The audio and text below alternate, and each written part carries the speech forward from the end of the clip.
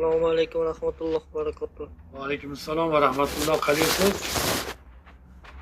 Rahmat, alhamdulillah domla, yaxshimisiz, charchamayapsizmi? Shukr, rahmat. Sizimsiz?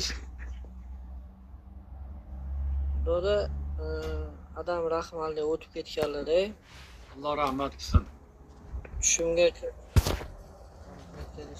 Tushimga kirdilar-da. O'g'limni aylantirdilar, ko'chalarni, mahallani aylantirdilar-da. Mahallalarga suv sepib chiqdik-da. Mahallalarga suv sepib chiqmagandan keyin masjidga kirib turib, bitta joyga, yumaloq joyga to'r tashadilar.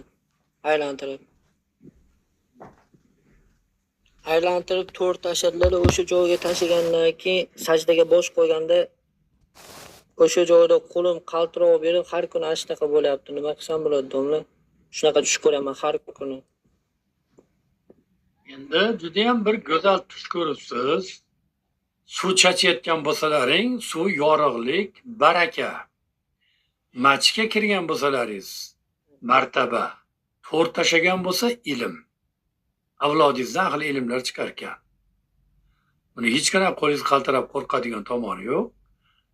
Uni o'sha tushda haqqi borda, endi 2 rakat namoz o'qib, o'tgan otangizni haqqiga duo qildirib qo'ying.